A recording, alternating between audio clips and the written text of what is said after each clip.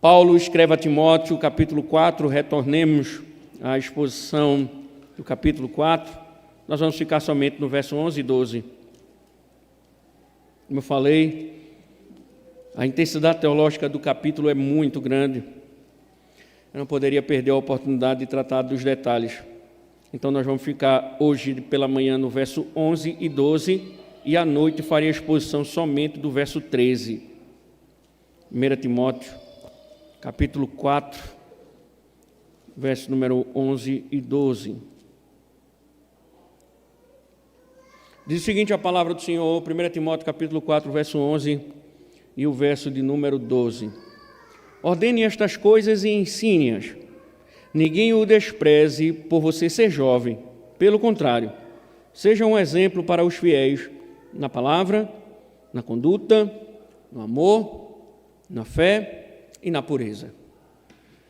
Bendito seja o Senhor, que nos salvou e nos convoca solenemente.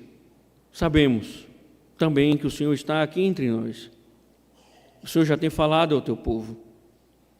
E rogamos, Senhor, que continues neste momento de exposição, poderosamente, a declarar a tua verdade ao teu povo. Que o teu povo também possa te ouvir, Senhor, em submissão. Em nome de Cristo. Amém. Poder sentar, irmãos.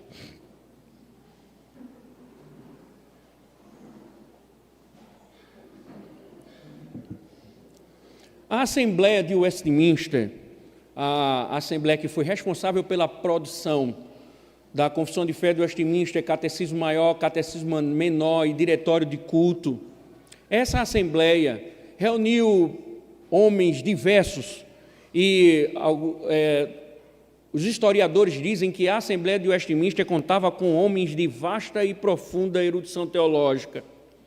E muitos presbiterianos estavam lá na Assembleia de Westminster, e entre eles havia um presbiteriano, o puritano Herbert Palmer. Apesar da sua capacidade teológica e também da sua piedade, certa feita ele passou por algo inusitado. Ele foi pregar numa congregação francesa em Canterbury, na Inglaterra. E Palmer tinha baixa estatura, ele era pequenininho, e havia acabado de se formar na Universidade de Cambridge. Ao subir no púlpito para sua primeira pregação, uma idosa francesa disse em alta voz no meio do templo: ai de nós, o que essa criança terá para nos dizer? Ela subestimou aquele jovem ministro. Era isso que estava acontecendo com Éfeso. Considerando as possíveis datas em que Timóteo se juntou a Paulo, do ano 49 ou aproximadamente 50, e conforme podemos perceber em Atos capítulo 16, do verso de 1 ao 3, fazendo assim um ajuste com a data de envio das epístolas de Paulo a Timóteo, possivelmente Timóteo tinha em média 30, 32, 33, 34 anos e era relativamente jovem para assumir a responsabilidade de pastorear uma igreja tão importante como a igreja de Éfeso. E ao que tudo indica, os cristãos de Éfeso, conforme Paulo está demonstrando, menosprezavam o ministério do jovem pastor Timóteo. Talvez eles estivessem indagando como aquela mulher: o que essa criança terá para nos dizer? Paulo então escreve no capítulo 4, trata de alguns assuntos, e nessa parte ele está a animar o jovem pastor a considerar a sua autoridade, resultado do seu chamado divino, como nós vimos. Todavia, ainda que houvesse um clima de oposição, Paulo vai mostrar a Timóteo que ele não poderia usar a sua autoridade com orgulho, imponência ou agressividade. Pelo contrário, Paulo vai instruir Timóteo para que, em vez de arbitrariamente impor a sua vontade, ele deverá conquistar a confiança da oposição pelo exemplo. Paulo, então, objetiva, mais uma vez, a chamar a atenção de que Timóteo não pode, nesse caso, nesse ponto do texto, usar da sua autoridade para impor a vontade de Deus, mas que ele também viva a verdade, que ele seja piedoso, até que ele mude a opinião dos opositores. Automaticamente, irmãos, é um texto rápido, verso 11 e 12, curto, mas ele tem uma profundidade muito importante, porque ele vai tratar sobre a importância do ministro do Evangelho entender a sua autoridade, a importância dele compreender que ele está revestido de autoridade divina, automaticamente ele fala em nome de Deus. Em segundo lugar, Timóteo é exortado, e assim também saberemos que a sua autoridade, ela deve também ser testemunhada pela vida como ele vive. Então, nós vamos agora seguir nesses 2 versos, mais tarde vamos para o verso número 13. O importante para nós agora é ouvir o que o Espírito diz às igrejas. Então, quando nós pensamos e analisamos esse texto, é impossível fugirmos da recordação de um princípio fundamental estabelecido teologicamente nas Escrituras. Podemos nos lembrar da quantidade de vezes que nós citamos aqui, principalmente nas exposições que nós tratamos sobre o presbiterato, e nós voltamos a tratar sobre isso desde quando começamos a epístola de Paulo aos Efésios. No capítulo 20 de Atos, Paulo tem um trato com os presbíteros da igreja de Éfeso. E o apóstolo lembra no verso 28, como nós bem sabemos, o apóstolo lembra aos presbíteros de Éfeso que o Espírito Santo, o Espírito de Cristo, os havia constituído, ou havia constituído estes homens como supervisores do rebanho. Eles estavam ali, eles foram designados para o presbiterato, e Paulo deixou claro que isso aconteceu porque o Espírito Santo ungiu, vocacionou, chamou, separou para que eles pastoreassem, supervisionassem a igreja de Cristo. Quando Paulo escreve à igreja de Éfeso, ele deixa claro no capítulo 4 que o ministério da palavra, também um texto muito conhecido de vocês, é uma dádiva de Cristo à sua igreja. Paulo, no capítulo 4, em especial no verso 11 e 12, Paulo vai dizer que Cristo, como forma de mostrar, de revelar a sua vitória, ele concedeu dons aos homens, ele concedeu o ministério da palavra, e Paulo, no mesmo capítulo, diz que esse ministério objetiva amadurecer a igreja, fazer com que a igreja se pareça mais com Cristo. Também no capítulo 3 de Timóteo, no verso número 1, ele também, como nós observamos, disse a Timóteo que os presbíteros, eles eram supervisores de Cristo. Eles estavam ali para supervisionar o rebanho, para representar Cristo, para revelar Cristo ao rebanho. Esses são poucos textos que trazem uma evidência do pastorado como sendo um dom, uma vocação daqueles que foram chamados por Deus, por Cristo, ungidos pelo Espírito Santo, e eles estão cobertos de autoridade. O próprio Paulo, ele deixará evidente essa autoridade quando ele ordena a Timóteo pregar a palavra. No segundo livro, no capítulo número 4, verso número 1 e 2, Paulo diz: prega a palavra.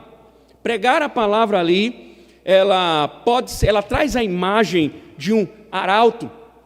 O que era arauto? Era alguém que estava a representar o seu Senhor e a levar um comunicado autoritativo do Senhor. É alguém que recebeu a autoridade do seu Senhor para comunicar a verdade dele. Quando Paulo diz prega a palavra, ele está dizendo que o pastor é um arauto, é alguém que está sendo designado por um superior, e com isso ele está revestido de autoridade para declarar, comunicar a vontade daquele que o enviou. Por que é importante recordar esse princípio? Porque considere o que Paulo vai dizer.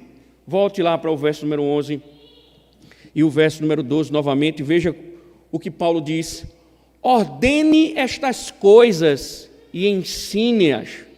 Ninguém, verso 12, parte A, ninguém o despreze por você ser jovem. Para entendermos esse princípio de autoridade, eu preciso também que você atente para a palavra ordena. Algumas versões, como a edição contemporânea e a Almeida Corrigida Fiel traduzem a palavra grega como mandar, devido ao que ela significa, podendo inclusive o termo grego ser entendido como dar uma ordem, declarar, determinar ou exigir. Então, quando Paulo diz ordena, ele está exigindo que Timóteo exija, ele está exigindo que Timóteo determine, ele está exigindo que Timóteo declare, ele está exigindo que Timóteo dê uma ordem. E lembrando, ordene estas coisas resumem, como nós vimos, o ensino dado por Paulo a Timóteo, os quais ele tinha que ensinar. Ou seja, Timóteo estava sendo ordenado, Timóteo estava recebendo uma exigência, uma ordem, que ele deveria determinar, exigir, ou seja, ensinar a palavra de Deus à igreja. Só que essa forma introdutória de ordem, alguém que dá uma ordem, a ênfase é justamente na autoridade de Timóteo. Isto é, Paulo está animando o jovem pastor a não deixar dúvida aos seus ouvintes quanto à sua autoridade. Em outras palavras, mandar, exigir, é um lembrete de que o ensino pastoral tem verdadeira autoridade espiritual. O D. A. Carson comenta dizendo que, independente de sua personalidade, deve haver um tom de autoridade no ensino. O anseio claro do apóstolo é que o ensino de Timóteo transmita o mesmo tipo de autoridade que o de Paulo. E essa ênfase na autoridade justifica-se exatamente pela postura da igreja. O que foi que Paulo diz? Ninguém o despreze por você ser jovem. Timóteo, talvez, era rejeitado devido à sua idade.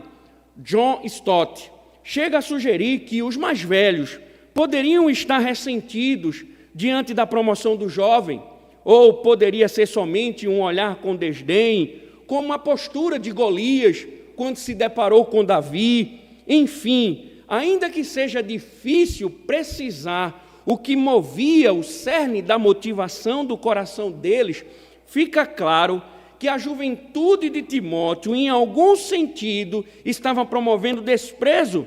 E Paulo está dizendo, ela não pode ser desprezada, pois Timóteo é alguém vocacionado por Deus, revestido de autoridade. Paulo chamou a atenção de Timóteo para que ele não visse suas recomendações como um conselho de um amigo no início da carta. Paulo escreve a Timóteo não como um amigo, mas como um apóstolo, alguém cheio de autoridade. Timóteo, não ouça das minhas palavras conselhos, mas é a ordem do próprio Senhor. Obedeça, siga, porque o apóstolo ele está revestido de autoridade, falando em nome de Deus. E quando nós imaginamos e somamos essas informações, Paulo está dizendo a mesma coisa agora sobre o ministério de Timóteo. Timóteo deveria pensar na vocação a partir do chamado divino. O Senhor chamou o pastor e o designou para representar o cabeça da igreja. Logo, ele não poderia amenizar o peso espiritual do seu chamado. O ministro da palavra, Timóteo, quando subia ao púlpito, não subia como um homem, subia como um ministro de Cristo, subia como aquele que estava sendo chamado por Deus para proclamar a vontade de Deus. O ministro da palavra, quando sobe ao púlpito dominicalmente, fala, ensina em nome de Deus. Assim, por mais que Timóteo construísse relacionamentos, a igreja cairia em grave pecado, como estava caindo, ao desprezar as instruções do pastor, devido à idade ou qualquer outro motivo fruto do pecado do coração humano. Importante, irmãos, isso. Naturalmente, com o passar do tempo, no nosso caso aqui, nós criamos relacionamentos. É natural que o pastor se relacione com o rebanho, como dizem, é natural que o pastor tenha cheiro de ovelha.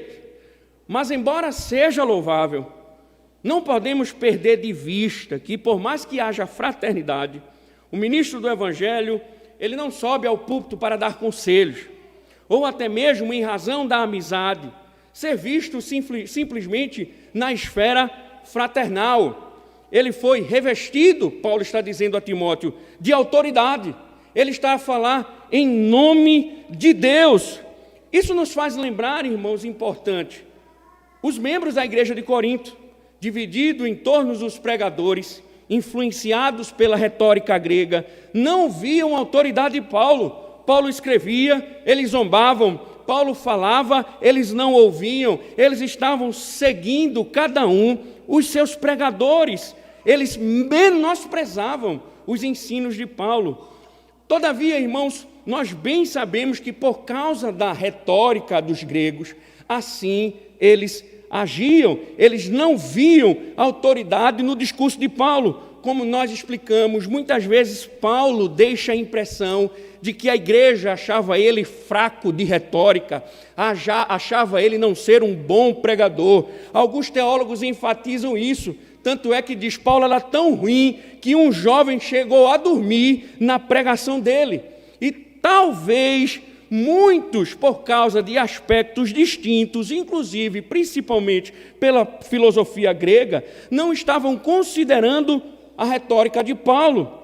Todavia, irmãos, embora primar por uma boa retórica não seja pecado, preocupar-se com linguagem, isso não é pecaminoso, mas o que nós devemos entender, nós não podemos perder de vista o ensino autoritativo, o tom de autoridade das verdades proclamadas. E quão grave pecado, irmãos, é deixarmos de ouvir o que Deus tem a falar pelas nossas observações pecaminosas. Quão grave pecado é quando nós deixamos de ouvir o que Deus tem a falar por meio dos seus ministros, por causa de argumentos podres, vazios, pecaminosos, carnais, e não conseguimos observar que um homem, um ministro verdadeiramente ordenado, ele se ergue dominicalmente para falar em nome de Deus. Logicamente, irmãos, apreciamos ou depreciamos gritos, aplaudimos ou sentenciamos, quando na verdade deveríamos nos curvar, seja num tom mais intenso ou mais flexível, a verdade de Deus.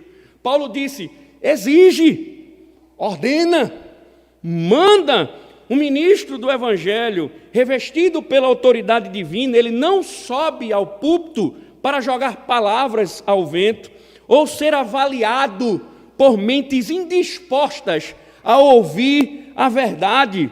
Também não fala em nome de Deus dizendo: fique à vontade, diante do que você ouviu, fique à vontade para seguir ou não o que acabaram de ouvir.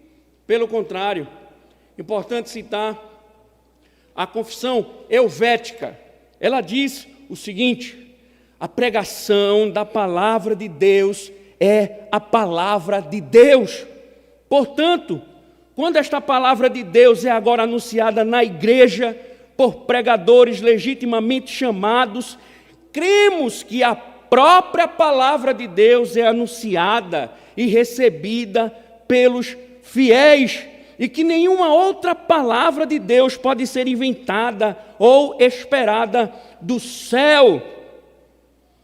John Frame, comentando, diz que a revelação bíblica nada perde seu poder, verdade ou autoridade por sair da boca de um homem falível.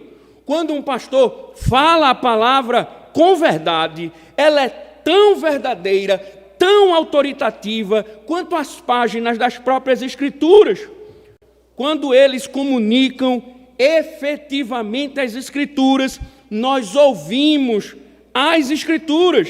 Nesse sentido, a pregação da palavra de Deus é a palavra de Deus.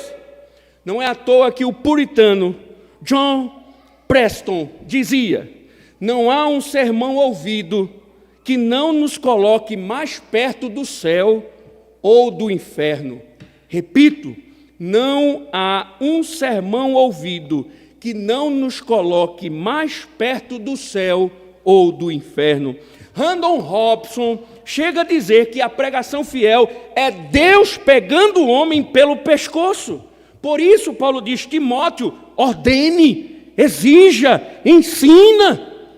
Ele deveria cobrar a obediência do povo, pois é a voz de Deus, a palavra de Deus, e a igreja deveria se submeter às instruções de Deus. Interessante, irmãos, pensar sobre essas coisas. Em nossos dias, as pessoas se submetem às ordens médicas, aos decretos governamentais, aqueles que estão revestidos, em algum sentido, de autoridade. Todavia, ao entrarem em contato com a palavra, começam a estabelecer critérios, formar métodos de avaliação, menosprezando a autoridade divina, começam a estabelecer caminhos para investigar se obedecem ou não.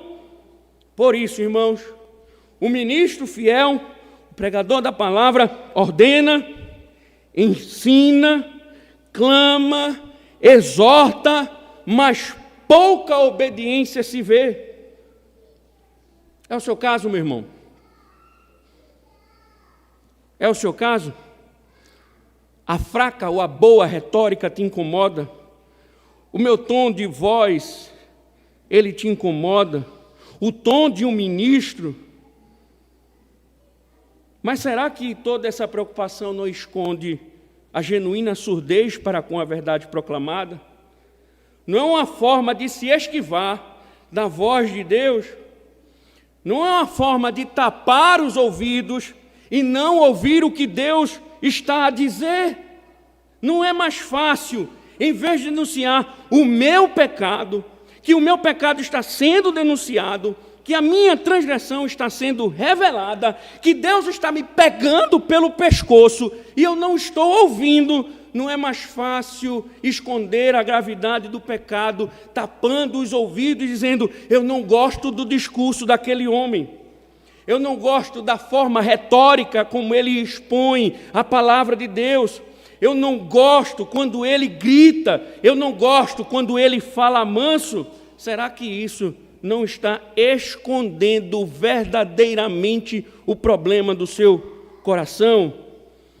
Então eu preciso que você ouça o seguinte: antes de você começar a estabelecer os seus critérios para ouvir ou não aquele que se ergue proclamando a palavra divina, lembre-se de que o arauto está revestido de autoridade, falando em nome de Deus, persuadindo o seu coração com verdades eternas. Ele não está aqui a falar dele mesmo, ele está falando verdades. Deus está falando com você, não sou eu, não é o ministro, é o próprio Deus solenemente se dirigindo a você. Seja Paulo, seja Apolo, seja Cefas, não determine o poder da pregação pelos critérios humanos. Também entenda como o ministro está revestido de autoridade. Não ouça a pregação como conselhos.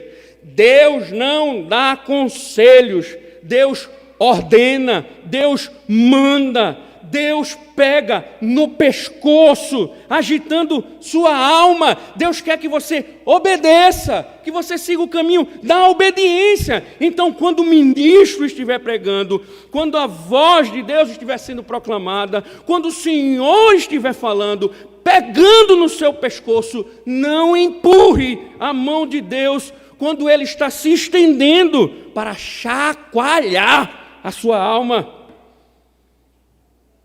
Da mesma forma, você não recebeu o poder de obedecer ou não o que Deus fala através do seu ministro.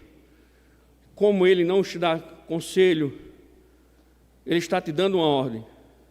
Se o ministro do Evangelho tem pregado fielmente, você tem que sair daqui pronto para obedecer, consciente de que não existe outro caminho a não ser a obediência. Isso importa. Por quê? Porque se não estás a obedecer à voz de Deus, estás a rejeitar o próprio Deus. Então, em vez de ficares contabilizando, levei algumas chicotadas hoje. Hoje foi muita lapada em mim. Estou com as costas doloridas. Você deve sair daqui pensando, meu Deus, diante de tudo que ouvi, diante de tudo que o Senhor falou, diante da voz poderosa, diante dos relâmpagos e dos trovões, o que é que eu faço, Senhor, para obedecer a Tua voz? É isso que Paulo espera de Timóteo, é isso que Paulo espera do seu povo em contato com a pregação da palavra. Mas toda essa autoridade não poderia subir à cabeça de Timóteo ao ponto de levá-lo ao autoritarismo ímpio. O desprezo não poderia receber uma resposta agressiva, mas Paulo quer que ele seja alguém piedoso, como ele já falou anteriormente. Seja piedoso, Timóteo. E então, além de ordenar e ensinar, ele deveria responder esse menosprezo, não com autoritarismo, mas que ele deveria ser o exemplo dos fiéis. Veja a parte B do verso 12. Na palavra, na conduta, no amor, na fé e na pureza. Timóteo deveria demonstrar sua autoridade pela piedade. Note que Paulo, de fato, não diz que Timóteo deve se tornar um modelo para que os crentes o sigam, senão que a imagem é que o Timóteo, ele deve crescer, para que ele se torne um modelo dos crentes. E Paulo usa 5 aspectos. Na linguagem, ele deve crescer, e a sua linguagem deve mostrar isso, ou seja, as palavras de Timóteo devem refletir sua vocação, assim como sua conduta, ou seja, Timóteo, ele deve não só falar, mas ele deve andar conforme aquilo que ele fala, ou seja, falar e andar devem ser harmoniosos. Richard Baxter adverte o ministro a prestar atenção à maneira como vive, dizendo, para não desdizer com sua vida o que diz com sua língua. Ele deve ser um homem de Deus o tempo todo. Paulo diz também no amor, ou seja, no profundo apego pessoal a seus irmãos e uma genuína preocupação com a alma do próximo, buscando sempre a promoção e o bem-estar do indivíduo, deve manter um lugar especial no seu coração pelos outros. Também deve ter uma fé em destaque, Paulo diz, na fé, pois sempre confia em Deus. Isso mostra um aspecto do ministério pastoral. Ele vive, estuda, ensina e prega a palavra pela fé. Certo teólogo diz que, de fato, o ministro deve ser o cristão mais ousado na igreja de Cristo.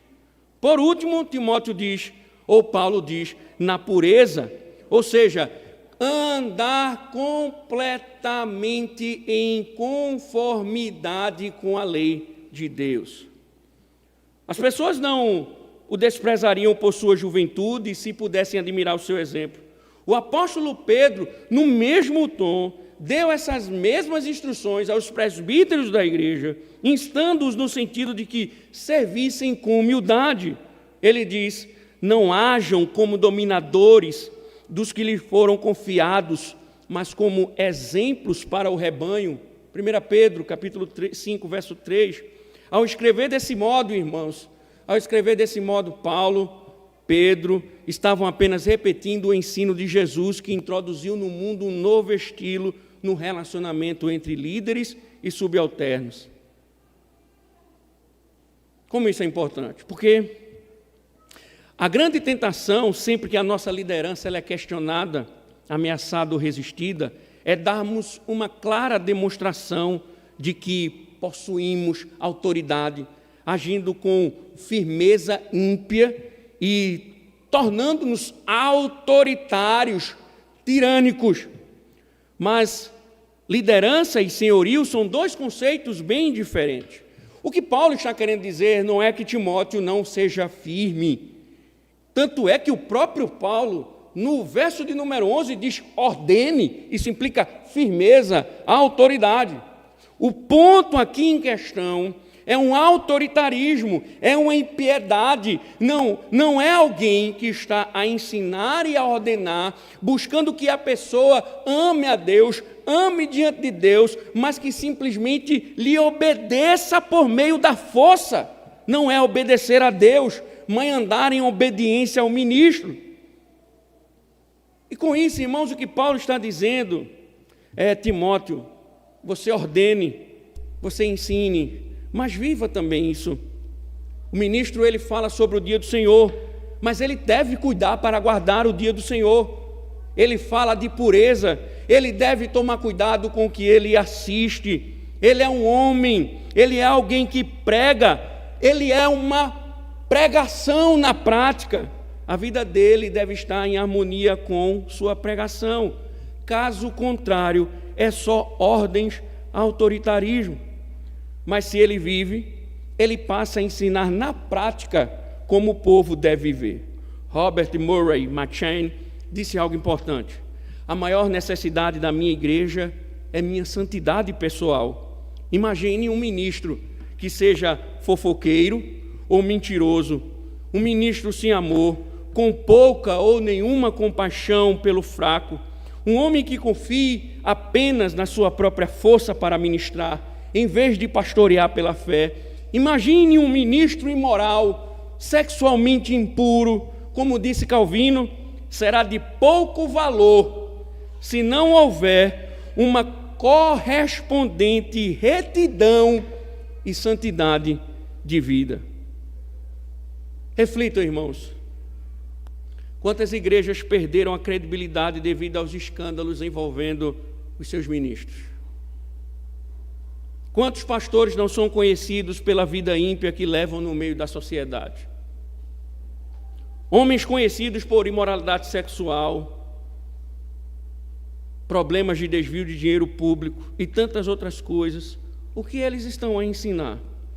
Como podem ordenar, exigir que a igreja obedeça ao Evangelho, quando ele mesmo é um escândalo para o Evangelho? Como é que uma igreja dessa, ela pode proclamar o reino de Deus, se aquele que proclama é um exemplo de mundanismo? Por isso, irmãos, em muitas igrejas, um ministro mundano, ele tem que pregar um evangelho mundano, porque se ele pregar o evangelho, até ele mesmo é denunciado. Por isso que ele tem que manter a igreja no erro. Por isso que ele tem que se transformar num coach, ele tem que se transformar num psicólogo, ele tem que se transformar num terapeuta, para ensinar mentiras, para manter o povo no engano e ele continuar na prática do pecado. Já Timóteo e todo ministro fiel deve cuidar de sua vida, ser modelo para o rebanho. Ele deve ensinar com autoridade, mas também mostrar essa verdade por meio da vida. Claro, irmãos, o princípio é que o próprio Senhor da igreja assim viveu. Ele ensinava e ele vivia, ele ensinou e ele viveu aquilo que ensinou. O ministro do Evangelho deve imitar a Cristo. Sabe qual é o nosso problema, meus irmãos? É que ministros santos ofendem. Ministros santos ofendem. Queremos aqueles pervertidos para permanecermos nos nossos pecados. Nós queremos muitas vezes um ministro como a gente, para que sejamos coniventes com os erros. Só que preste atenção, meu irmão, um ministro moribundo prega ao mundo um Cristo impuro, um Cristo pecaminoso. Uma igreja impura com um ministro impuro está ensinando ao mundo que o pecado não é tão problemático assim. Vale a pena viver no pecado. Só que, irmãos, um pregador que não anda conforme o Evangelho é uma grande bênção para o inferno. É uma ponte que povoará o inferno com falsos religiosos. O inferno estará cheio de discípulos, de ministros mundanos. Todavia, pregadores fiéis, santos, abençoam a igreja com graça nos ouvidos e nos olhos. Pregadores fiéis, santos, abençoam a igreja com graça nos ouvidos e nos olhos. Lembra daquela mulher? Após ouvir a oração reverente e a pregação fiel de Palmer, aquela mulher levantou as mãos em louvor a Deus pelo ministério de Herbert Palmer. Que homem santo! Que verdades profundas! Ela subestimou aquele homem pelo tamanho, pela idade, mas ela ouviu a voz de Deus sendo proclamada por um homem santo. Que o Senhor nos ajude. Amém. Bendito Deus, nós louvamos o Teu nome, Senhor. Que Tuas palavras permaneçam em nós, para a glória do Teu nome. Aplica, Senhor. Aplica em nossos corações. Somente no meu, Senhor. Tem cuidado de nós. Tem cuidado dos nossos corações. Em nome de Cristo. Amém. Louvemos ao Senhor em resposta à sua voz.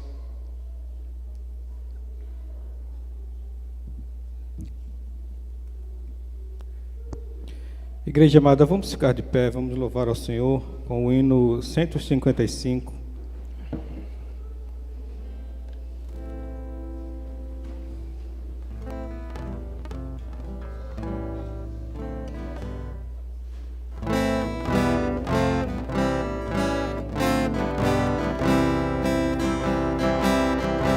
Castelo forte é o nosso Deus, com seu poder defende os seus,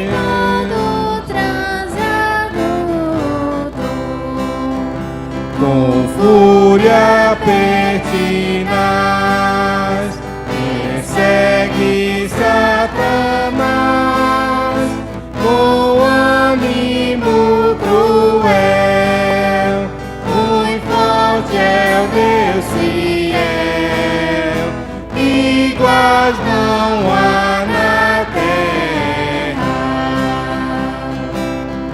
A força do homem nada faz, sozinho está perdido, mas nosso Deus